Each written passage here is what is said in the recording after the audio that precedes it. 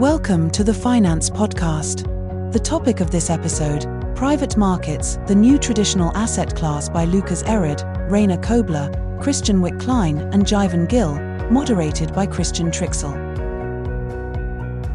Ladies and gentlemen, welcome to our roundtable, Private Markets, the New Traditional Asset Class. We thought, before we start with our highly decorated panel speakers, which I will introduce then afterwards, especially for you again, we will start with the keynote to set the context. And on the stage, I would like to welcome Christian Wick-Klein, Managing Director, Co-Head Private Wealth, Senior Member of Management at Partners Group, to give us the introduction to our roundtable. Thank you, and the stage is yours. Thank you, Christian, for the kind introduction. Good afternoon, everyone. It's a great pleasure for me to introduce that exciting topic. I think it's a very timely topic. I don't know who of you follow the investor letters which are sent out by Larry Fink from BlackRock. I think it was yesterday. And as you can read, he is advocating for the inclusion of private markets into traditional portfolios. So what better setting can we have to talk about that topic? So my name is Christian Wick-Klein. I'm co-heading the private wealth business at Partners Group. I've been with the firm since 2007. And for those of you who don't know Partners Group, we are a global private markets investment manager headquartered in Switzerland. So we manage about 150 billion in assets for institutional and for private wealth clients. And we do that across 5 asset classes: private equity, infrastructure, real estate, credit, and royalties. You can see we have a global footprint. We are the biggest private markets middle market investment manager globally, 21 offices. And we are also market leader in evergreen structures, having a track record going back more than 20 years and running the biggest strategies on the private equity side. So enough of Partners Group. In the next couple of minutes, I want to talk about private markets and why every investor should have some private markets in its portfolio. And based on that, I want to deep dive a little bit on the topics of evergreens, which have enjoyed quite a lot of spotlight recently, as they're a key enabler to facilitate access to the asset class. So where are investors on their private markets journey? You can see that private individuals, they hold more than half of total global AUM. However, they only account for a fraction of investments. They only account for a fraction of investments into private markets. According to the Ultra Wealth Report, the averages are around 5%, which I personally think it's pretty optimistic. From our experience, it's rather 1%, 2%, probably 80 or 85% of the eligible population, they don't have any private markets exposure at all. And this has to do with regulation, it has to do with a lack of suitable products, and it has to do with a lack of understanding of the asset class. In contrast, you can see that institutional investors, pension funds, insurance companies, sovereigns, endowments, so arguably some of the smartest investors on the world, they allocate 20%, 40%, oftentimes more than 50% into private markets. So the question is, what benefits do these investors see in that asset class? Look, I think there are a couple of considerations, but I think there is clearly, a couple of points which stand out. And the one is that private markets offer access to a broader opportunity set. It's about capturing active ownership as a return source, and it's about the portfolio benefit, improving the risk-return profile of a diversified portfolio. So if we zoom into the first point, private equity allows a much broader access to a wider opportunity set. So in the US alone, today, you have 420 times more private companies than public companies. If you look at companies with revenues of 100 million plus, 87% are not listed on the stock exchange. So that means if you ignore private equity, you're missing out on about 90% of the market.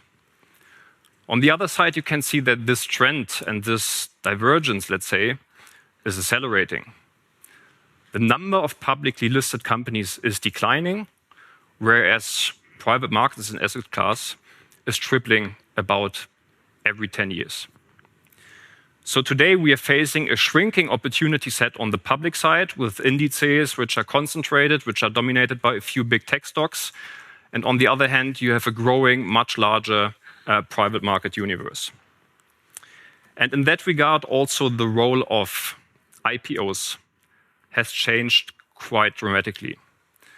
If you think back, the 80s and the 90s, an IPO was kind of a strategic corporate development tool. Right? You had profitable companies, established business models, a long history of earnings, and you went public and you made it. Okay? Today, the public offerings, they're rather dominated by these hype assets. And what do we mean by that? It's oftentimes companies coming from the tech sector, largely unproven business models, and also no earnings. So over the last couple of years, 7 out of 10 IPOs were companies which were loss-making. Think about that. And one example here is Rivian, the electric car manufacturer. They went public in 2021 and they reached a market capitalization of $140 billion without having sold a single vehicle. In contrast to that, you have Mercedes-Benz. I'm a bit biased, I'm German, apologies for that. But they sell about 2 million cars a year and they had a market cap of about 70 billion. So half of that of Rivian. It seems a little bit off. In the meantime, Rivian's share price corrected by about 90%. In contrast to that, you have many of the companies which are essential for the real economy, right? Which are essential for value chains, right? For kind of industrial, complex and production processes. They're held in private hand. And one example here, you see that on that slide, is Amega. It's a company in our portfolio. It's kind of a hidden champion. They are the leading global provider of belting solutions. So they're producing conveyor belts. 70% of the planet's food production is running across conveyor belts. If you pick up your luggage at Zurich Airport, you touch their products. So these are really essential foundational businesses. So to conclude, if you want to build exposure to the real economy, it's really difficult to ignore private markets. And that's why we claim that private markets have actually become the traditional asset class. So let's talk about the second point, active ownership. If we take a step back in private equity, you have 3 ways to create value, you could say. You have operational improvements. So what do we mean by that? You can drive revenues, right? You can launch new product lines, you can internationalize the company, you can expand the firm. You can also improve the margins, right, with operational improvements, make it more profitable. You can diversify supply, you can diversify customers, right? You can digitize businesses. So all of that is operational improvement. The second point, multiple expansion. This is kind of, what kind of multiple is paid for your asset. Naturally, the higher the quality of your company, the better the work you're doing with your company, the more likely you will attract a higher price. So it's partially in your hands, but it's also partially driven by the sector, the market overall. And then the third element is capital structure or leverage. I know it's a bad word in private equity, but it's not necessarily a bad thing because it's about optimizing the cost of capital. You should, however, not use it excessively. And the weight and significance of these 3 components has changed dramatically over the last 30, 40 years. I don't know who of you read the book Barbarians at the Gates, which is about the famous takeover of RJ Nabisco, this food and tobacco conglomerate, by KKR back in 1988. KKR put in 5% equity. The rest was leverage, right, to afterwards slice up the company and sell it in pieces. So that's not exactly operational value creation, and it's not kind of the mindset of the business builder. In the meantime, you can see that good managers, they get about 75% of their returns from operational improvements. And how do you achieve that? You have to invest into the right themes. You need to have kind of the industry, the sector expertise. You need strong operators, you need strong board members, and you need to have a clear value creation plan. So to bring that a little bit to life, I want to give you one example. A company called Rosen, Swiss firm, formerly family-owned, and they are the market leader in inspection services of oil and gas pipelines.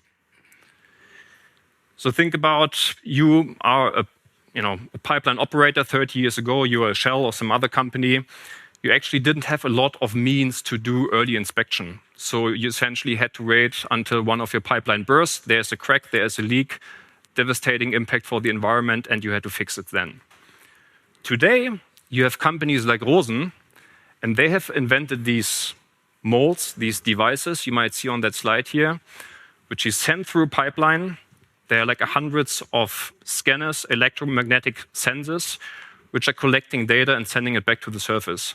Rosen is mapping that against a big database and assessing the risk of failure and corrosion in these pipelines. And they essentially sell that data to Shell. They can go and take preventive measures and fix it. Last year, Rosen inspected 4 million miles of pipelines. Okay, it's a really big and relevant business. And I mentioned investment themes before we identified Rosen. We spent about 2 years researching the TIC sector, which is testing, inspection, and certification. And we have identified the oil and gas business as a particularly interesting one. Market is growing by about 20% every year. This is driven by an aging infrastructure. So already today, more than 40% of the pipelines, they are older than 50 years. There's also regulation kicking in, so this requires more and more frequent inspection cycles. If you want to grow an asset, you need to have a pretty clear plan. So many private equity managers, they have 4, 5, 6 value creation levers they're going to work on over their holding period, which is typically 4 to 6 years. In the case of Rosen, it's about expanding in new markets. Think about hydrogen, think about carbon capture. And it's about the better use of AI, right, to mine that huge data pool they have. So it's really about the right themes. It's about industry expertise, and it's about a clear value creation plan, right? And then I think, private equity can really be a good partner and generate good results.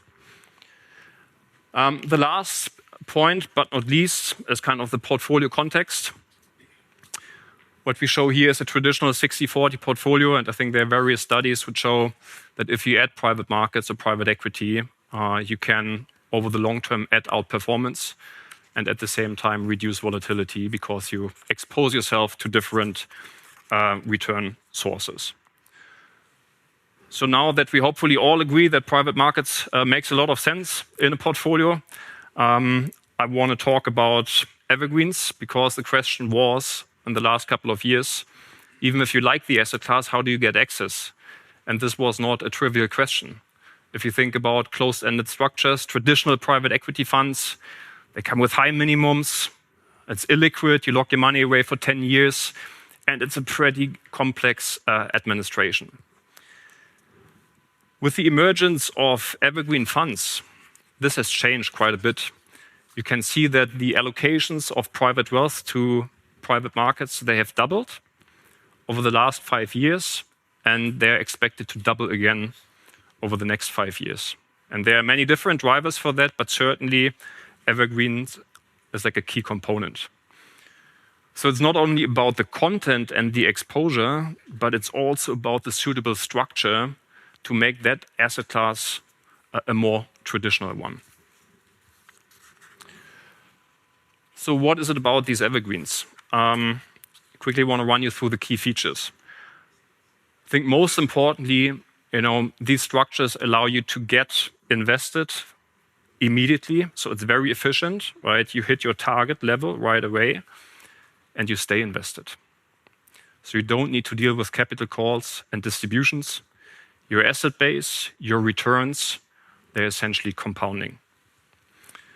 You invest at lower minimums, right? This can start at 10,000, 25,000, depending on structure.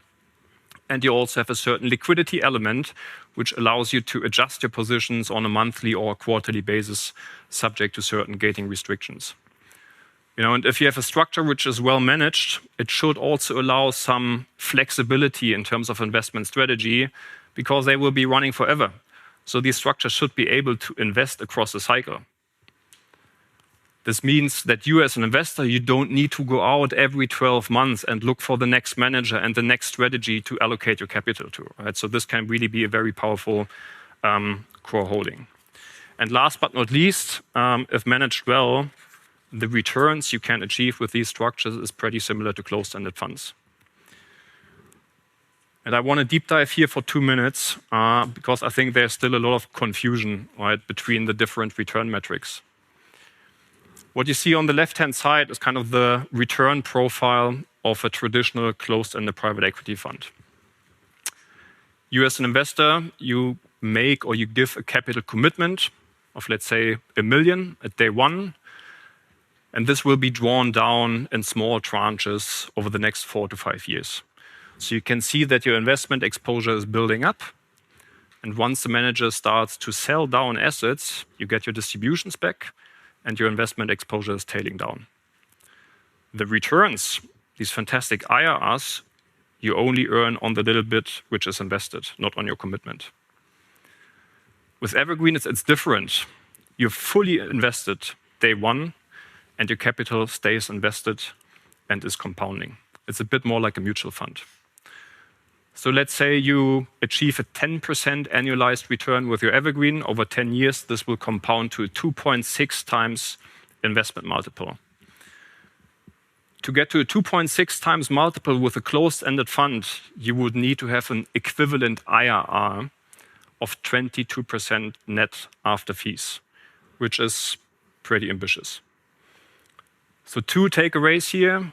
Don't confuse annualized returns with the internal rate of return, the IRR, 2 completely different things.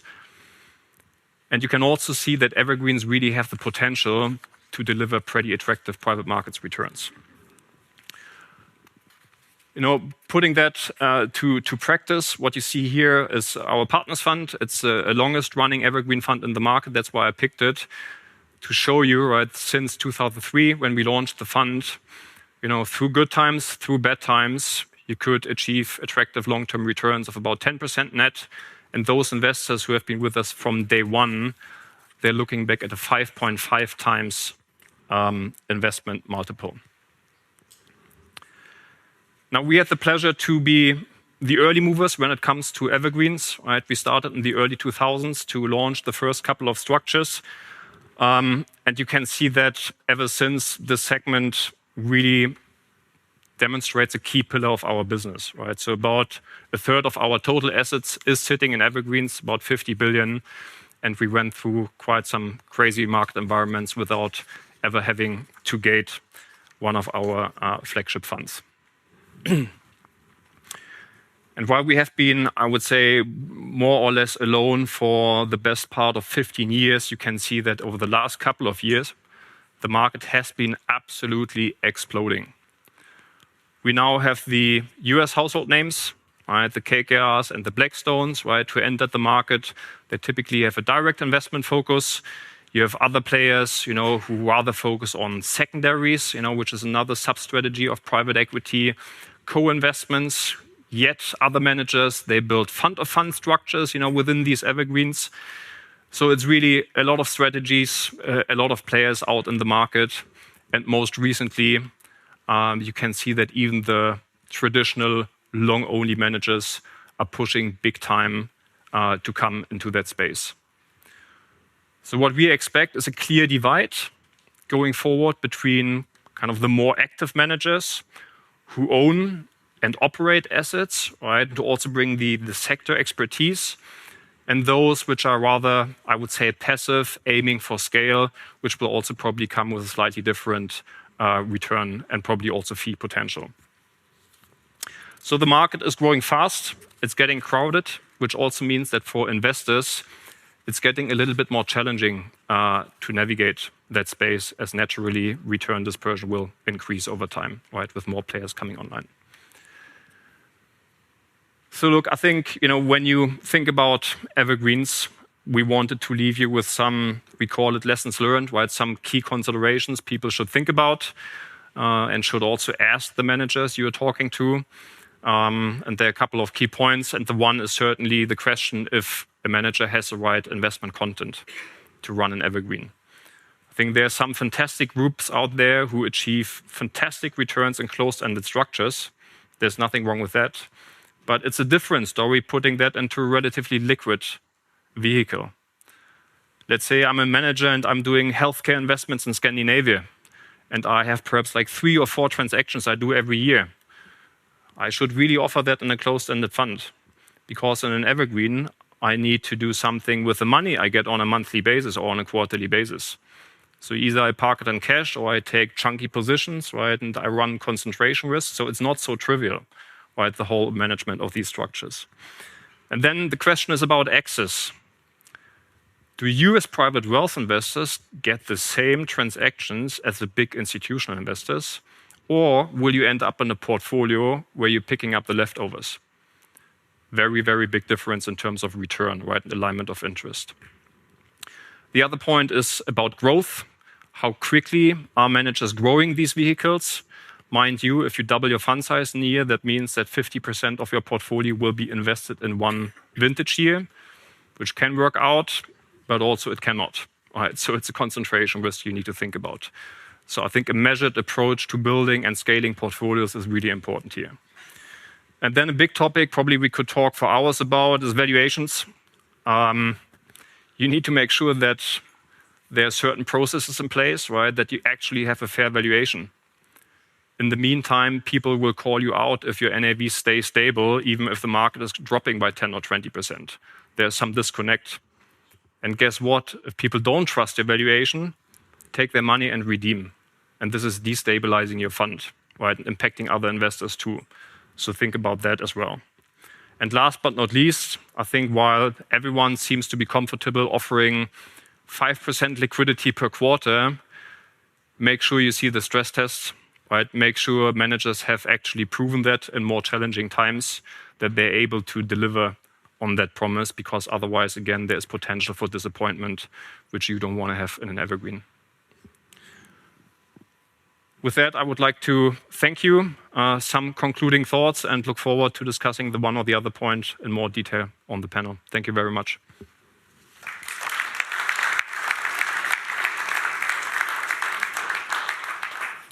Chris, many thanks for this introduction speech and keynote, which will, in my view, give us all an excellent base for our following roundtable discussion, the next roughly 45 minutes. Thank you very much. When I look in the room, we get close to Sergio Ermotti, I think, in terms of numbers. It's great to have you here all, dear guests, and we will give you also a chance to ask questions if there's anything left. Now, let us first start with private markets, new traditional asset class, a short introduction, and a warm welcome also to our highly decorated speaker panel. Namely, I would start with Rainer Kobler, Head Private Wealth, Hamilton Lane. Then we have Lukas Erhardt, Managing Director, Head Global Alternatives Distribution, ex-US. That's important, I think, of the US, at UBS. So very pleased to have you here. We have Jaivan Chill, Senior Product Manager at Schroders. And finally, Chris, I don't need to introduce you again.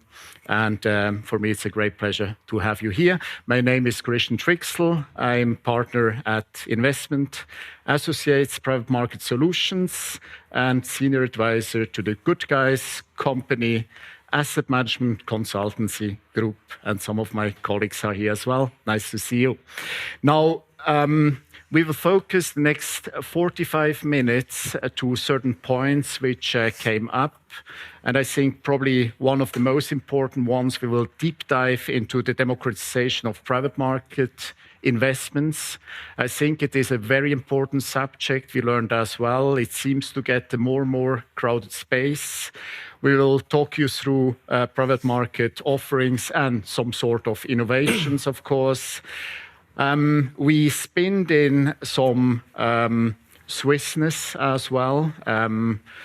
Being aware, we are sitting here in Switzerland. Asset Management Hub is very important to us all participants of the financial industry, and of course to our associations like the Asset Management Association. So also this will be part of our conversation today. We hear a lot about technology, artificial intelligence, blockchain, tokenization. What will be the impact on private markets and what should we address? And finally, what brings us the future? And hope then we can also share the floor with you in terms of Q&A. If you're ready, then I would like to just share some thoughts. There are a lot of talks about democratization of private markets assets. We heard it. It's getting crowded space, not only from the traditional type of private market investors and investment houses, but also from the traditional one. There are a lot of thinking about the liquidity issue and suitability of long-term investments for semi-liquid funds, which we call evergreen structures, and especially also for investors. Maybe if I may start with Lucas, can you share your views? What are the key benefits and possible drawbacks of evergreen structures in private markets, and where do you face some certain concerns maybe as well? No, thank you, Christian, and it's a pleasure to be here. I guess Chris already explained it at length, right? But I think, look, from a UBS perspective, formerly Credit Suisse, we have invested in alternative investments, private markets for close to 25 years or so. On one end, creating our own solutions on the asset management side, and on the other side, advising clients on the wealth side to navigate and build private markets portfolios. And historically, this has been very much focused on closed-ended structures. And I think that's been the traditional way, so to speak, to build it, but a bit complicated sometimes, especially when you're talking to wealth clients. And so I think when you look at this new structure, which, as Chris said as well, it's not that new either. There are a few players out there that have been doing it for quite some time, but it's been more and more recently. It's really, I would say, the ease of access, right? When you're talking to wealth investors, you're building portfolios. At UBS, we call them roadmaps, where we plan over several years how to get exposure going. It does take several years. And I think it does make sense to invest over time. But when you go into these evergreen structures, you have the ability to get immediate exposure in a very easy way. You don't have the hassle of capital calls, as mentioned. And you can also build a portfolio now that there are several solutions out there with different strategies. The setback, obviously, is, as said as well, the underlying investments are still very much illiquid, right? And so there is, and we call it not semi-liquid, but actually semi-illiquid structures, some liquidity mismatch that you need to be very well aware of. And so you need to make sure that in your portfolio, you talk about long-term allocation to it.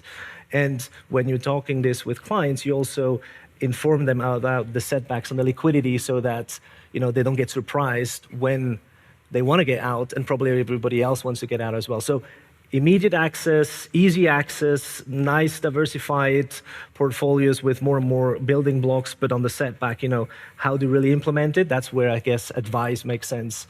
And you need to make sure that the liquidity is properly addressed.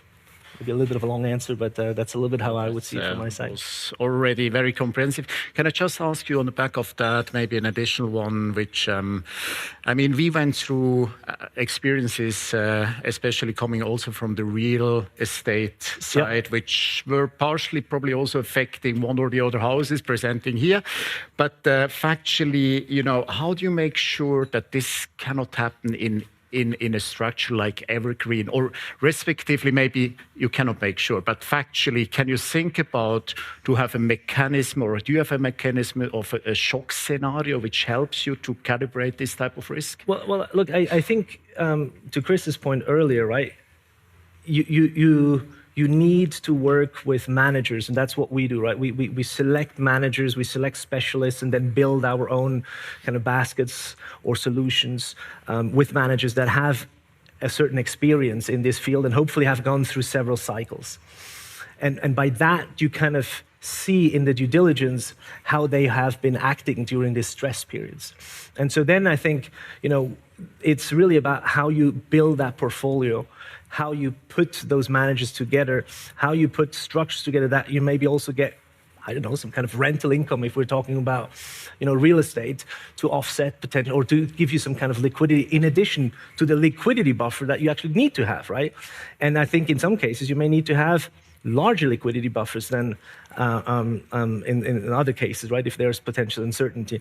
And then the other part I think that's also very crucially important is look at how the inflows are coming. Right?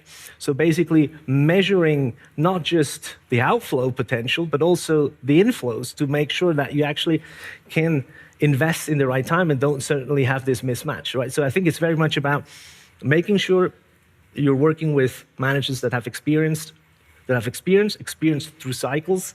Make sure that you have those liquidity buffers and the right strategy within the structure, and then ultimately also be very much measured, not on the way out, but also on the way in. Thank you. Thanks. What do you think, Rainer?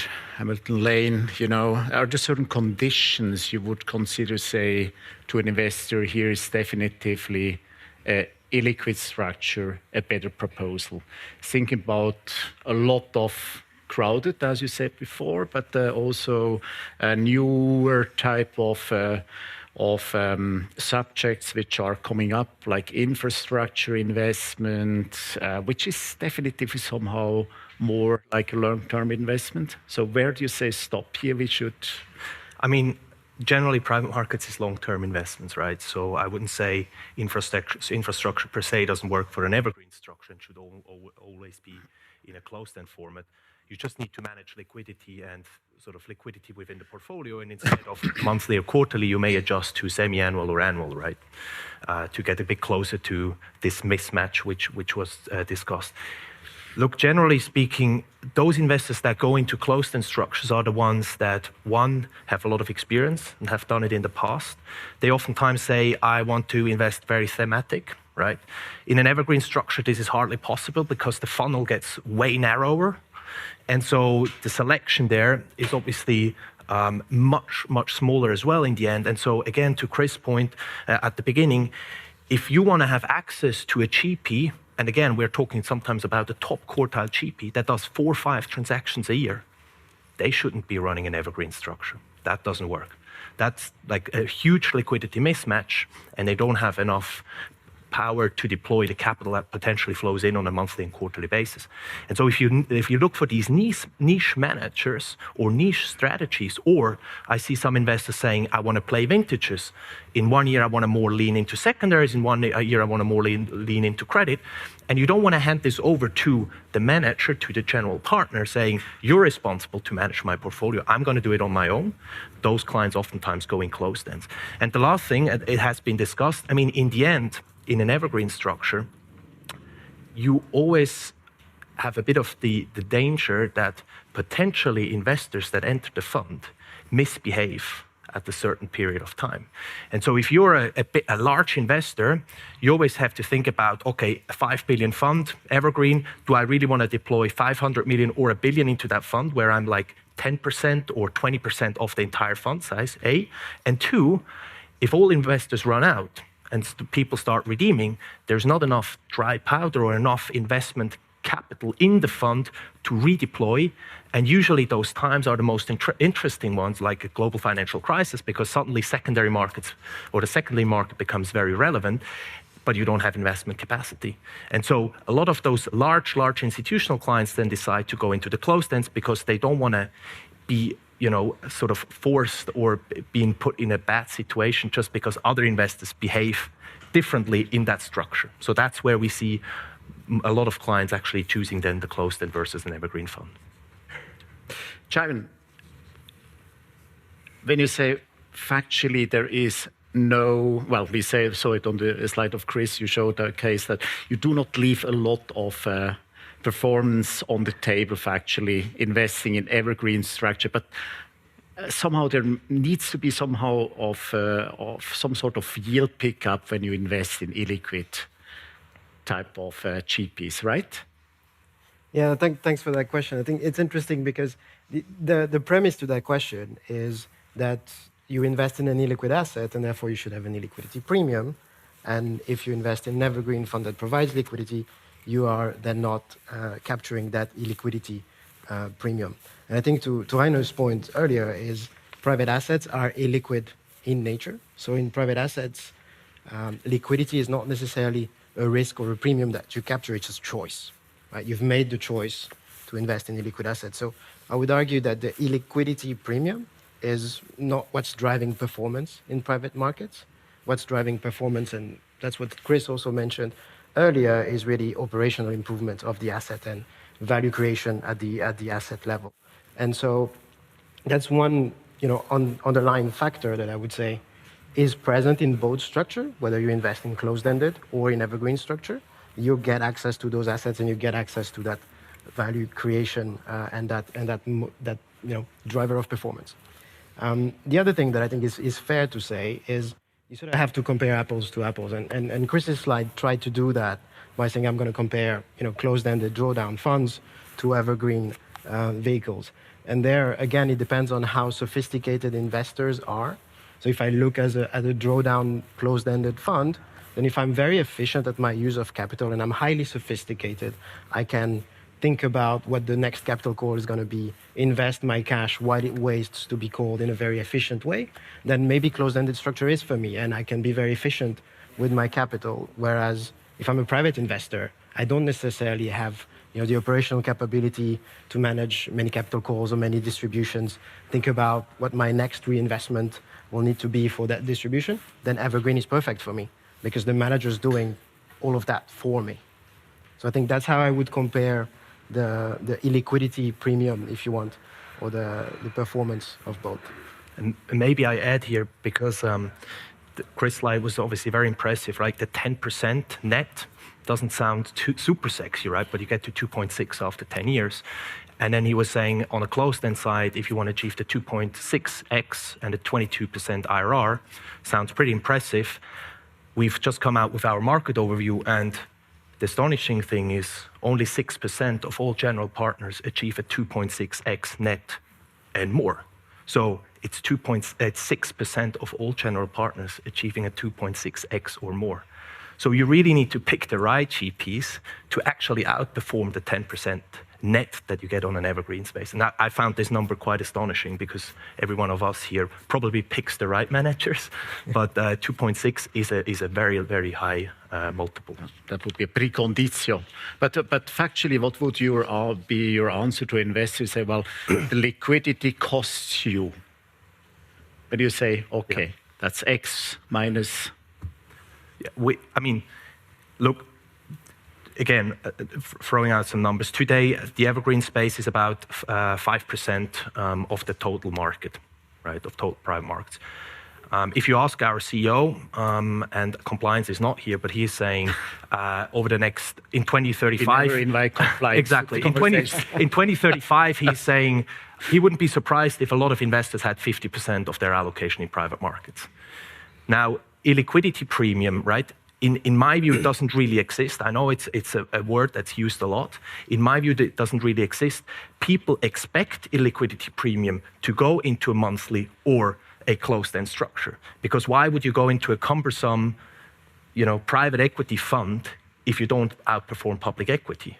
So in my view, it's rather we as general partners or as managers, we need to make sure that we do create this outperformance, because otherwise no one will invest. Because if you go into this illiquidity phase, then you obviously will want to get an outperformance out of it. Interesting. Chris. Perhaps I can offer an additional perspective here. Right? I mean, if you think about the fact, coming back to this allocation policy, if you look at a company like Rosen or some other asset, if you get exposure through an evergreen or a closed-ended fund, you have the same economic exposure, right? You have the same economic performance of this asset.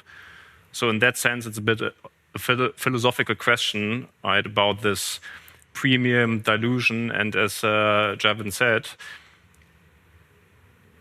I don't think it's a fair comparison to compare closed-endeds against evergreens, because in a closed-ended, the cash dilution doesn't happen on a product level. It happens in your bank account, because you have this unfunded, and if you're great, then you manage it well, and then this is like becoming a premium for sure, right? And if you have a proper back office, you should probably only invest into closed-endeds. In the evergreen space, you outsource the cash management to the manager. So yes, on paper, you have a 5 to 10% liquidity buffer in these products. You could argue that's what you give away in terms of a liquidity premium. But I would argue you would need to compare it on a higher level, right, including the cash which is sitting on your account waiting for the next capital call, because the economic exposure you're getting through these structures is the same. Yeah. Maybe just adding to it, right, as well from an investor perspective, if we look at how we build portfolios, right, I think there is probably a room, not probably, but there is a room for both, right, closed-ended and open-ended. And I think it also depends on the type of investor that you're talking to. As we've seen, very traditional or historically large LPs, super kind of sophisticated sovereign wealth fund, obviously using the closed-ended exposure, and probably continue to use to some extent, because just that's how it's been working, and also how you, in case you find the right manager, get to maybe a bit more performance in some cases. But I think it's really when you got to this smaller high net worth individual, where I think adding it to a portfolio, especially at the beginning when they're building their exposure, can help a lot, right? Give you that fast exposure to accelerate your exposure to private markets, and at the same time get that performance going. But then once I think you are in the money and you basically have a portfolio that's functioning, I mean, that's how we actually would recommend to build a portfolio. Have, still, if you can do so, a kind of closed-ended structure that basically we call them vintage funds or multi-vintage fund to keep your exposure, that you can potentially also be some tactical, and we're probably going to talk about that in certain strategies, and then use the evergreen to accelerate and to smoothen out on the side. And then if you are smaller, then obviously you go more just entirely in the evergreen, and if you're larger, then you use it more as a maybe additional tool in your toolbox on how to access and leverage private markets. Interesting. Maybe Chris, talking about democratization means that we factually approach the public market more and more, means private wealth. I don't call it retailization, that's probably overdone. But factually, I think the sophistication is different, right? So when you are approached by, let's say, your intermediaries, because you are not directly selling to the end clients, you use wealth manager banks who need to explain it. What would you answer? I mean, what are the structural risks or the market risk which could lead to a shock scenario, given the fact that the underlying in let's say in a private equity portfolio in itself is the enterprise valuation factually. So are you approached with this question A, B, how would you answer it then to give the right signals to the investor which type of risk they run into when they invest in evergreens? Look, I think if you take investors into closed-ended structures, don't get me wrong, but you can do whatever you want, right? Because people cannot get out. So this is very comfortable for the manager. I think the moment you enter kind of the evergreen domain, you are in the game of expectation management. And if you ask me, the biggest risk I see today, with all the new, structures coming online, with all the bold promises on the return side, and some of them, they are ambitious, and I think we have a fairly good understanding what is achievable over a cycle. Same on the liquidity side. My biggest worry is that some of that stuff will not work out. And then the question is if this is kind of a natural consolidation, right, of the industry, and kind of, you always have some rotten apples which don't work out, right? And then there's a good pack which is kind of shaping the market going forward. And there are many good managers out there as well. I want to say that very clearly. Or will there be kind of a contagion which is affecting the entire industry, right? And the notion of the evergreen structures as a whole, which I don't think so. I think, investors, they're kind of, growing up in that sense, right? They're getting more and more educated, and that's the job of us as GPs. That's the job of Lucas and his team, right? To make sure people understand the benefits, but also the limitations of these structures, because clearly there are some. Right? And I think, we would all, on the GP side, do well, think about really hard about the points I had on that slide, how you want to build your portfolios, how do you want to build your investor base? Because, on our side, we also, make sure that also in these evergreen structures, we always have a mix of institutional clients and private wealth investors, because it's like a good complement, it's a stabilizer, instead of like raising too much capital with a certain population of investors in a certain region, because then you expose yourself to pretty erratic shifts potentially, right? And this should be avoided. Mm-hmm. I think you're pointing out exactly the right points, right? Which on the one end is the education that needs to be done with the end client, and everybody's talking about education, but it's taking a lot of time, right? And it's been going on, and I really like the differentiation, right, between IRR and annualized return. Many investors, especially on the wealth side, still don't really understand it. And it's not, negatively, but it's just because sometimes it's very easy to just give a 20% IRR, a high-level number, and then everybody thinks, oh, that's great, right? But yeah, 20 IRR is not necessarily, as we've seen, much better than actually 10% annualized. In fact, 10% annualized, I would say, is already pretty amazing, especially over 20 years. I think one of the risks that I see is, a lot of these open-endeds have entered the market over the last couple of years. Some very good, and I think that's, again, the manager selection that is so important. Due diligence, looking under the hood, understanding what's behind these companies, and ultimately the managers itself and the valuation process. But the other thing is really to ensure that what happens when people want to get out, to understand how does that then work. And many of those funds have potential soft locks of about 1-2 years, and we're about hitting 1-2 years for some of them. So I think the next couple of years is going to be quite interesting to see how that kind of evolves. And I hope that we all, together with investors, make sure, as said at the beginning, that this is a long-term investment. And even if you have redemption queues, which I think will happen, people actually can understand it, maybe be a little bit frustrated, but then go on and see that overall, as long as the portfolio can perform, see the benefit of it long-term. But I think the next couple of years will probably be quite crucial to see how that evolves. One point where I completely agree with you, and I think it's the fact that those funds have several structures in place and several mechanisms around them. The fact that redemptions are limited is a big one. So you're talking about redemption queues, and I think it's very important that investors understand that is not a question of whether that will happen. It will. It's the nature of the asset class and the product, and if it happens, it's actually the product is doing exactly what it was intended to do. It's protecting value in a depressed market environment where maybe there's a liquidity crunch. And so it's important to expect that and know that that's part of those structures. Mm-hmm.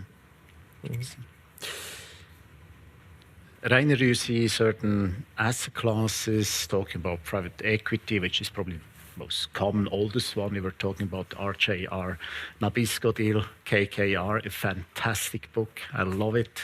This is really absolute to recommend to anyone. Do you think there are certain asset classes which are more suited for evergreen structures and some where you just say, well, leave your hands away, this is nothing for evergreens? Or would you even, I mean, now the first probably multi-asset products are coming to the market as well and are in the market already. How do you see it? Yeah, I mean, this goes back to the point I made before. Not per se saying infrastructure shouldn't be an evergreen. People that invest in should just be mindful that it is probably somewhat more illiquid than other asset classes. We run those numbers a lot to see, you know, in the various evergreen funds that we have, how much liquidity is actually coming back from the different asset types, right?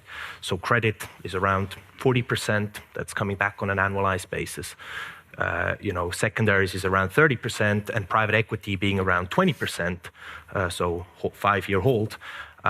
So these are, you know, the sort of 20, 25-year averages. Now, if you look back the last 2 years, those numbers have clearly come down, right? So last year we've seen about 11, 12% coming back from private markets, opposed to sort of the 20 that you would expect on private equity.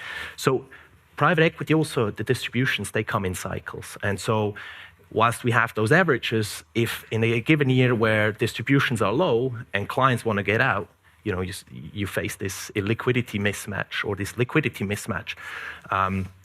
And so I think for clients, it's just important, again, to really understand if I go into infrastructure, and that's basically to Chris' point, when we approach investors, especially at the beginning when new evergreens are being launched, we're very carefully selecting who we want to partner with for the first 1 to 2 years, right? Because there you cannot have a big bunch of clients then suddenly after 1 year deciding we want to leave the fund again, because you're ramping up, there's almost no liquidity at the beginning, distributions start to come in maybe in year 3, 4, 5. And so I think that's super key to clearly manage the inflows as much as the outflows and make sure that you right at the beginning have the right client base that understands what liquidity means in such a structure. Okay. So that's why you now see also infrastructure evergreens coming into the market.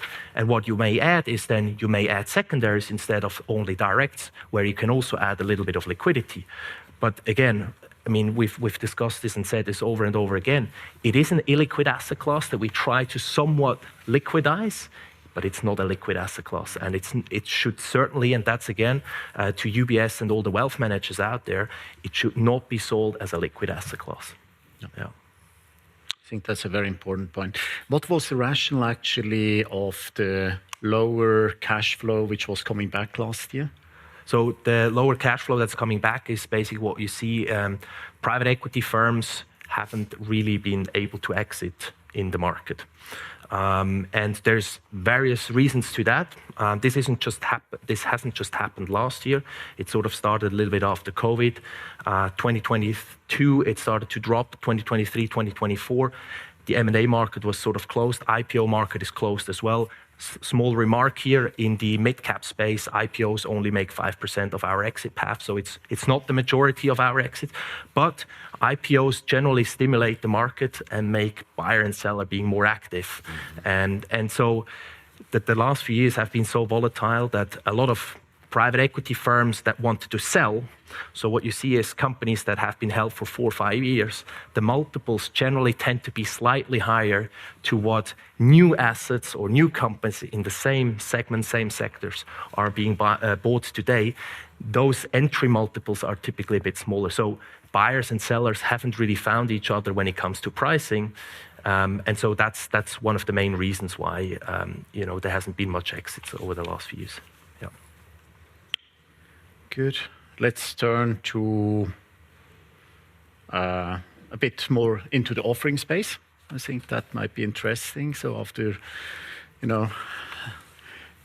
the democratization, let's talk a bit about products, innovation, and maybe start first. Where do you see currently the biggest inflows in the private market space?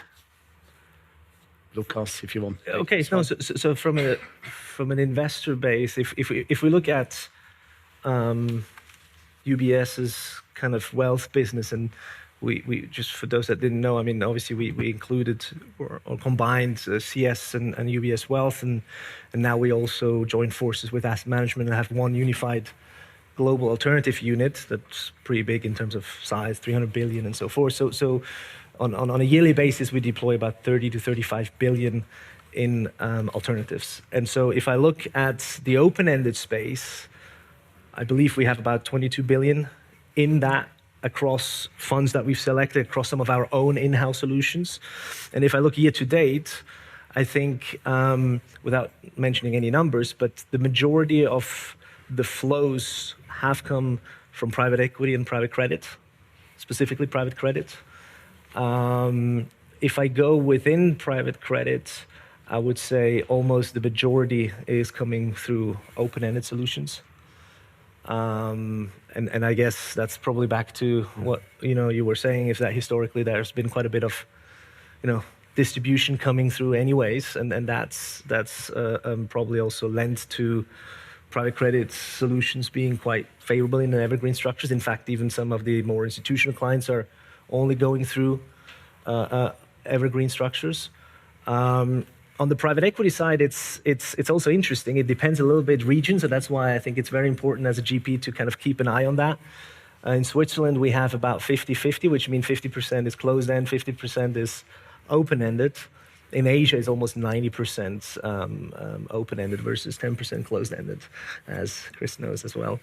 And so, it's ultimately really also a mixture between how we build portfolios, which always should be the same, but then also the investor's appetite, right? And sometimes you need to adjust for that, and you need to understand that Middle Eastern client and Asian clients are probably more trader around it. But then education is so important, coming back to the point to say, look, it is still a long-term asset class, and sometimes having, a redemption limit triggered. I'm not saying that that's what we would wish for, but actually helps educate investors to understand that you have to have this long-term view. An interesting point, maybe just to add, when you were asking in terms of offerings, right? On the infrastructure side, we also see a very strong interest for open-ended structures, because historically going through closed-ended has just been not very doable for many, again, wealth clients, totally different on the institutional or sophisticated side, or family office maybe. And the interesting part there as well is, if you look, and I think it's also on the real estate side, I'm not sure, but if you look at the share classes that people are choosing, over 60% are choosing distributing share classes. So share classes that actually have some kind of yield that comes and pays back, which is also an interesting way, because at some point, if you have an allocation, right, you want to potentially realize it and going to sell it again. But if you get some kind of distribution, you can also get some type of income that you can use. So that was, I thought, an interesting kind of observation. And maybe de-risk a little bit in, like, the mindset, you're de-risking a little bit because you take some coins off the table. But I think just to close, right? I think wherever you have this kind of liquidity embedded, or for instance on the secondary side, right? We see also, and we also have managers that we work with. We even also have our own secondaries fund that we have on the evergreen structure. There again, this kind of liquidity mechanism is something that I guess clients like. Talking about product innovation, when we go to Partners Group, Chris, in your production center, in your let's say labors you have, it seems to me, and that's probably similar to the traditional space, but factually the innovation is mainly how you shelter existing ideas, how you repackage it, private equity, private debt, etc. Are there other innovations you see which are coming up? I mean, trends, thematics which you see, which are interesting, which you started to explore maybe also on a longer stage?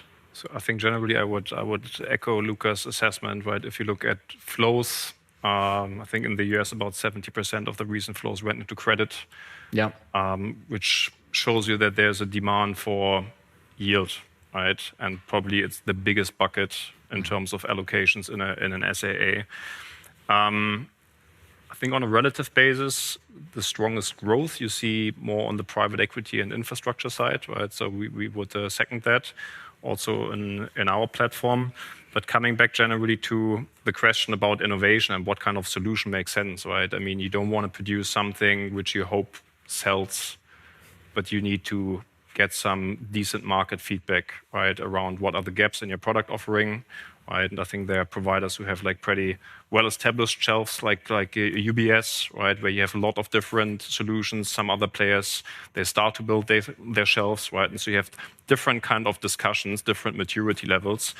But what has been shining through for us is that still this interest for yield is there. But yet, I think there's a certain, how should I say, you get pretty much the same solutions all over the place, right? Mm-hmm. I think there are many BDCs in the market, a lot of levered credit, and it doesn't really matter if you go to bank A, B, or C, right? The solutions are very similar. And so one thing we have taken on board and something we're excited about is in, let's say, the alternative yield space, the topic of royalties. Right, where we coming out into the market, royalties are sitting somewhere between debt and equity, I would say. So it's not like a pure play credit play. But what's so interesting about that asset class, that's essentially super decorrelated to anything else in your portfolio. Because you will listen to a Michael Jackson song, when you take a shower, irrespective of Trump's latest announcements, right? And if you need to take like a jab or some injection, you need to take it, no matter what the markets are doing. And so we feel that this is like a space which is growing, right? It's a multi-trillion-dollar market, right? It's also something not many people know. And we feel there's a lot of potential, especially in an evergreen structure.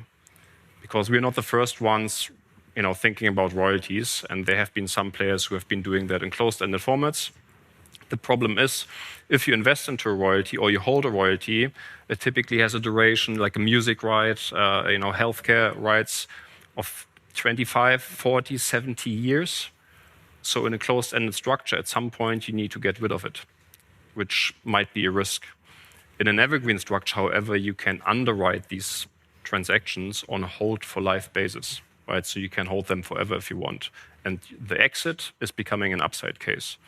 And that's why we have a pretty strong feeling, that this is an evergreen structure, is kind of, addressing some of the demand for yield, right? Some of the demand in the credit bucket, for the lack of a better word, but yet is something really differentiated, which brings actually a nice portfolio diversifier. Interesting. Any other observation from your colleagues in terms of innovation, beside of the repackaging?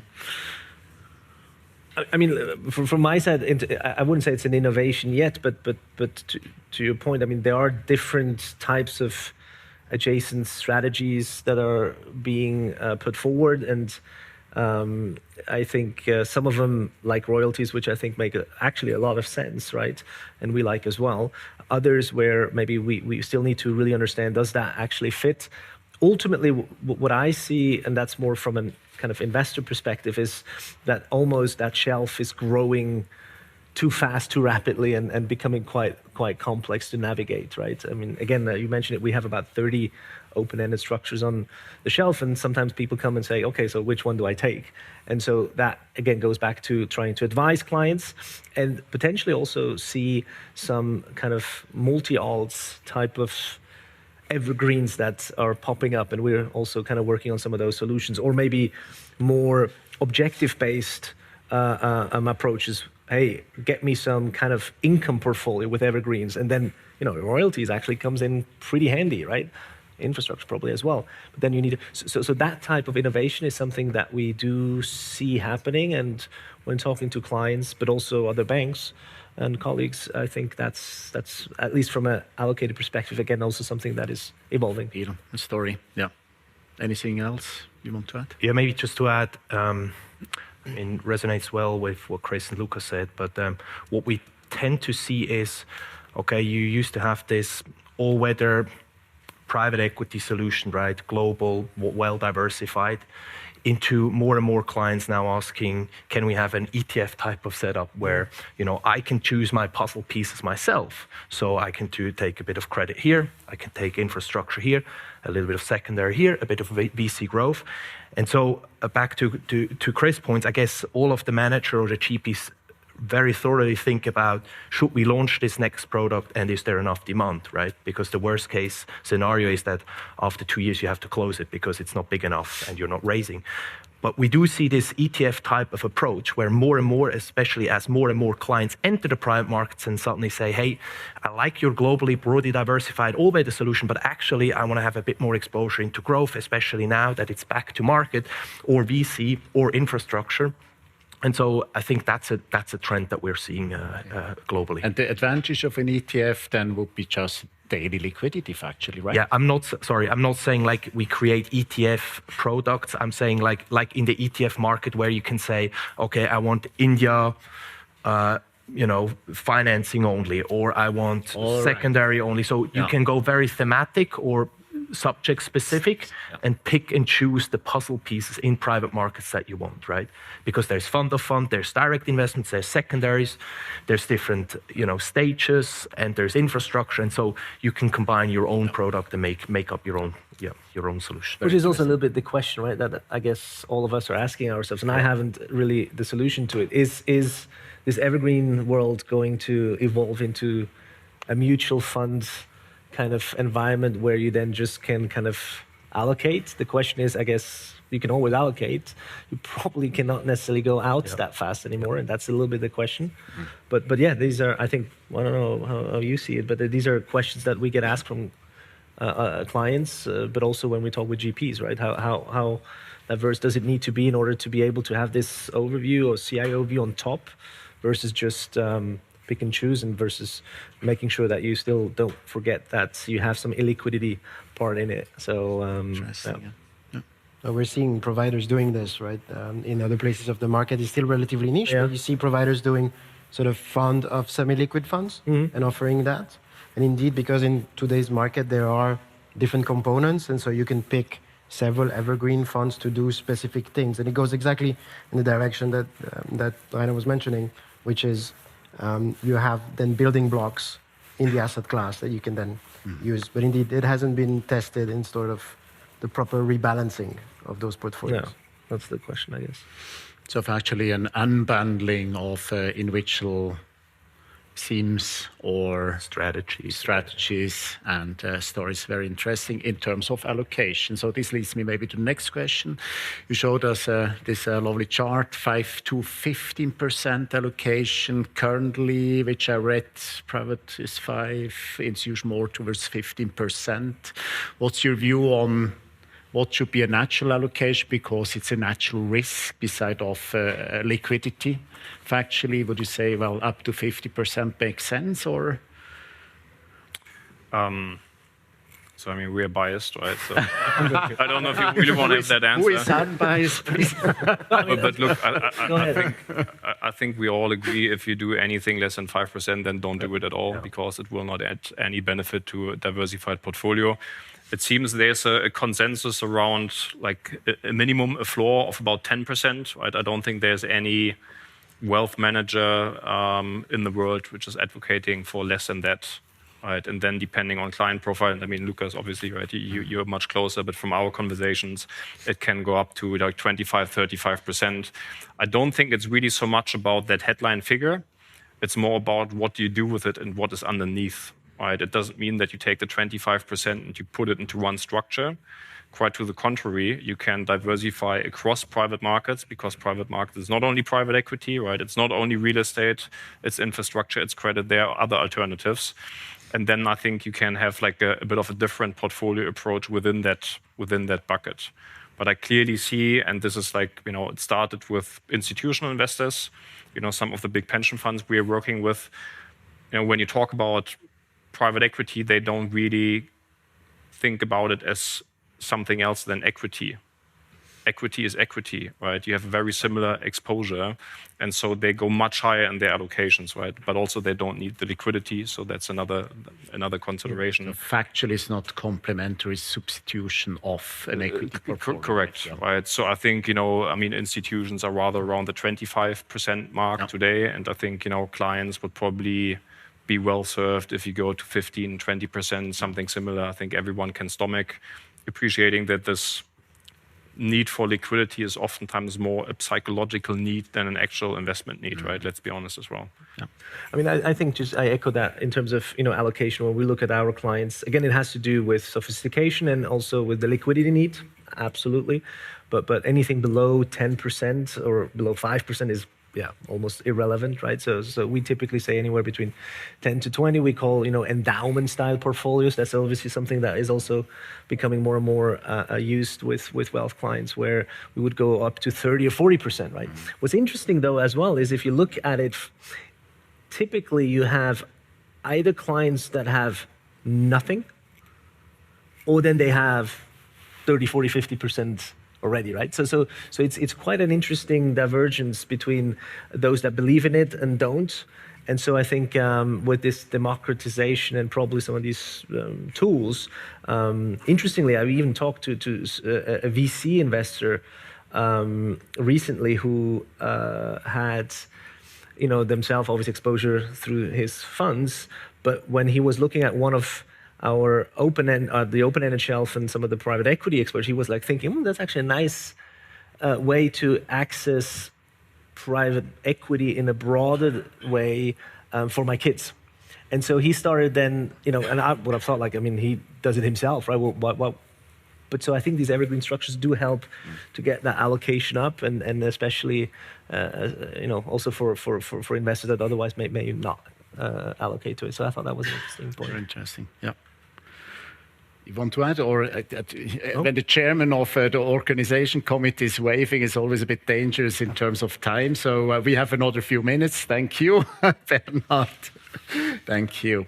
Maybe just let me turn the page to one subject which I felt when we had a bit of a pre-discussion was a bit reluctant, in terms of answering, because probably it's also it's not an easy one, But given the fact that the asset management hub Switzerland, in Europe at least, is the third largest, is one of the top 10 globally as well. In terms of fund size, beside of now, apologize, but that's fact. Beside of Partners Group and maybe also Red Alpine, which is pretty well known in the venture capital, then you, of course, and more transition, of course, from the side of UBS. But what is, in your point, making the US, respectively the Anglo-Saxon, so leading? Is it a cultural thing in terms of allocating differently into markets, or I put it a bit in a compromised format, but can the Swiss hub not profile itself better in this space? If you allow me, maybe let me start with Chris, because you are one of the major representatives as a Swiss house. So somehow we are proud of Partners Group. More competition, right? First of all, we are definitely firmly committed to Switzerland, right? We just moved into our new campus in Zug, which leaves space for the next 5 to 10 years of growth, right? So strong commitment to the region. But look, I think otherwise, I don't know if Switzerland is doing particularly bad, right? It's all relative. If you compare it to Germany or France, I think Switzerland is doing pretty fine, actually. And I think it's a bit of an almost unfair comparison if you compare it to the States, right? It's the oldest, most established private equity market. They have about like a 30-year head start, if you will. And naturally, kind of the networks, right, for deal making, for transactions, right, the talent pool is developing around these hubs, right? And at some point, this is spreading out then to London as kind of the traditional, financial center, and perhaps Hong Kong, right, and one or two other cities. But I don't think that Switzerland is kind of missing anything in particular. I mean, we can, I don't know if we have time, talk about regulation, which is, I think, a weakness when we look at the local market compared to the rest of Europe. Now also the SEC, right, is getting much more open to, allowing retail investors coming into private markets in a controlled framework. Important point, yeah. Which is very important. Environment. But other than that, I mean, I see like some familiar faces here in the audience as well. I think you have quite a few asset managers and GPs who are setting up shop in Zurich. Admittedly, at the beginning, probably a bit more focused on fundraising, but I think that stuff is growing, right? So I think this universe is growing, and over time this will grow as well. That's my impression from the outside. Mm-hmm. And maybe if I can just add to that, I think we're part of an Anglo-Saxon group, right? Schroders Group, but for the Schroders Group, Switzerland is very much of a private assets hub. So if I look at our private assets team, we have private equity, we have real estate, we have alternative credit, all investment functions headed in Zurich. And we don't find Switzerland to be a challenging environment to attract talent. If I look at our private equity investment team based here in Zurich, we went from 20 people to 40 investment professionals in the space of the last 5 years. And so Switzerland is extremely attractive. You can attract, very good talents from Switzerland, where we have great universities, but also neighboring countries. Our French, Italians, German neighbors are very happy to come and work in Switzerland. And so you get really a great talent in Switzerland. And to your point of maybe having few GPs in Switzerland, I think I would fully agree with Chris there. I think we have a number of players. I think Switzerland is a lower mid-market place. If you start to look at really large deals, then you'll have a tendency towards the US. But I think if you open, Preqin this evening and you look for private equity providers with headquarters in Switzerland, you'll find 150 names, which for the size of the country is pretty good. Your assessment, maybe? I mean, look, from a UBS perspective, as I said, we just put Credit Suisse, UBS together, asset management, wealth, 500 people. A big majority of those 500 investment professionals that are dedicated to alternatives are here in Switzerland. Real estate, we have infrastructure team, actually in Seal City. We have private equity teams here, some of the hedge funds team, private credit, yes, maybe one or two more in the US. We, of course, have people also internationally, but I think it's a pretty strong presence. Now, of course, we're biased, UBS, I get it, but still, I think it's pretty strong. And then if I look at, what was said, right, the GP community expanding to Switzerland, it's huge. Just looking around here, I see some former colleagues that are, been either at Credit Suisse or UBS, and now they're with many of those GPs around. And so I think, Zurich and Switzerland has something to offer, maybe more on the investment side or investor like LP Bay side, but I think as well from an investment perspective. And I guess it'll be interesting to see how that goes over the next couple of years. Very good. Very good. Before I turn to my last question, I want to open up to our audience, to our dear guests. Any specific questions from your side? Yes, I see one hand. I don't see a microphone. Yes, I see a microphone as well. Wonderful. Hello, Frank Levy, Invest Direct from Geneva. I have a question for you, Christian. I saw what you wrote from Warren Buffett. He also purportedly said that private equity is a fee structure disguised as an industry. I wanted to have your take on the management fee and the evolution of the industry towards an investor base, high net worth, ultra high net worth family offices that are more eager to pay a carried interest rather than a management fee. No, thank you for the question. I guess it's a good thing that we can at least agree with Warren on some of the mechanics, right, in terms of compounding. So we're on the same page there, but I know that he has like a different view on the private markets asset class. Look, I think in general, it's a very fair question, right, especially in a space where there's like a lot of evolution happening, a lot of new players, right? There's also certain opaqueness. Also, if you think about certain platforms, providers, right? I mean, it's difficult, right, to really look through.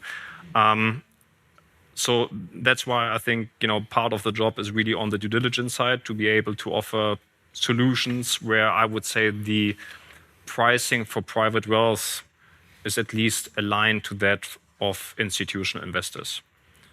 right? And I think this is something which should be checked, right, and carefully diligenced. When it comes to kind of new fee structures, I think there's a lot of movement in the market. As you say, some prefer carried interest, right, rather paying that instead of management fee. To be honest, I don't have a strong view on that. I mean, typically when we, for instance, structure mandates, so bespoke solutions, which is 40% of our business, right? It's not the traditional funds, but bespoke mandates for institutional clients.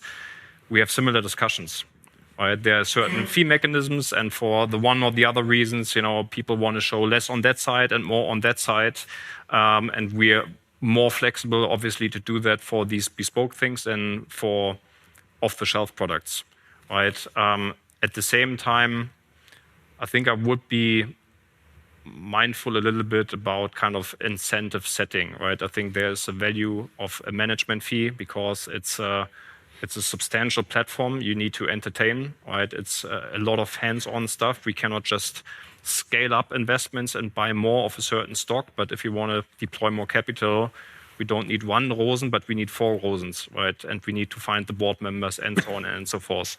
And I think you want to have some continuity in terms of revenue stream to also attract talent and make sure you get good people working for you.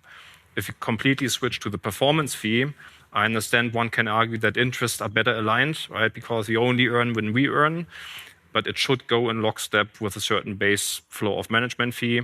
And then obviously we can discuss, is that justified? Is it too high, for what solutions, for which content? Because you will also see now in the market, as I said before, I'm sure, you will very soon see a private equity fund from Vanguard or Nuveen or State Street.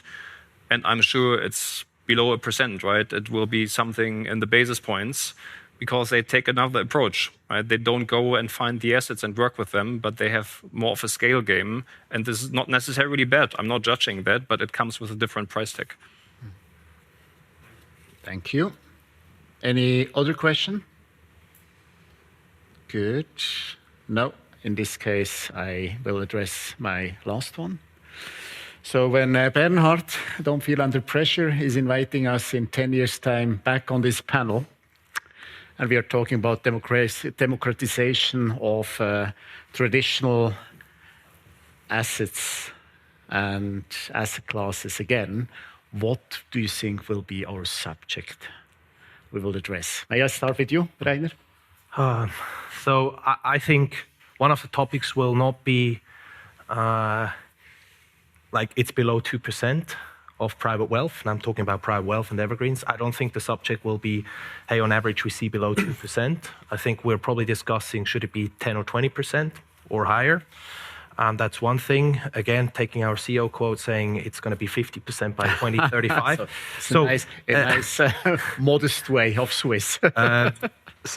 Compromise. I think in 10 years' time, as Chris sort of slightly said, is like we also expect there will be some consolidations in for private equity managers, but also consolidation when it comes to different offerings, potentially evergreens. Over the last 6 years, more than 400 evergreens have been launched. We don't think all of them are managed wisely. We don't think all of them are going to survive. And so I expect probably further consolidation on the product as well as on the GP side. That's sort of Thank you, Rainer. Lukas? Well, as I was telling you, right, when we met, I was at the Finance gathering, I think about 20 years ago or 18 years ago, very, very early stage when I started at Credit Suisse. And frankly, nobody talked about private markets. It was inexistent. And now we have a roundtable, we have a lot of, GPs that are out here and so forth. So I think it has already done a tremendous way forward. So I think, give it another 10 years, I believe that it's going to be in most of our portfolios, not just in the ones that we actively try to add, but, in through and all these kind of things, hopefully in a way that is much more normal. And we probably will have some, maybe even ETFs or alike replication to give access to it. The question, though, that will remain is, will the outperformance of true private markets, private equity managers, and so forth still be there, or will it kind of more indexized, and then it's just like becoming another,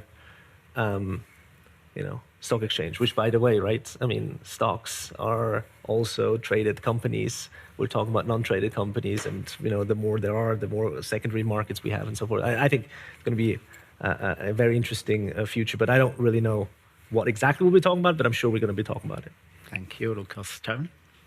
No, I think, I fully agree with you. And I think what we're seeing is there's more and more capital flowing into the asset class. We all know this. So I think if you sort of push that for the next 10 years and think there's more capital in a certain asset class, there is a question about the return that the asset class is going to deliver, but there's going to be a lot of nice additional benefits to that, which means more participants means more liquidity. I think we're going to see the rise of the secondary market. It's rising really strongly in the last few years. I think that's still going to be the case, and with that you'll see easier access for many investors, and that will push also transparency in the asset class. So I think indeed, maybe not 50% allocation, but I think it'll be a standard allocation, and it will not be the case of what we're going to discuss.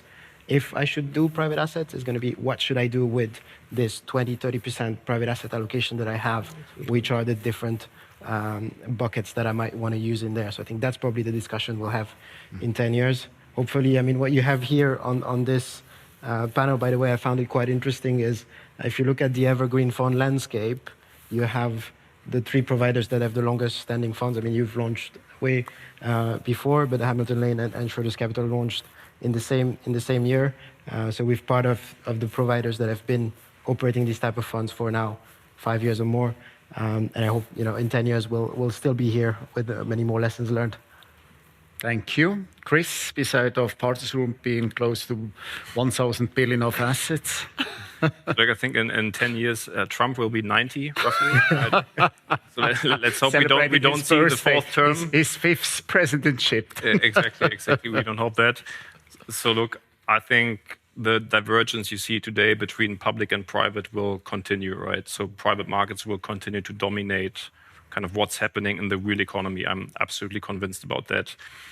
I would hope that we have by then a sound regulatory framework, right, which allows private markets access in a more controlled, right, regulated manner in pretty much all the relevant markets.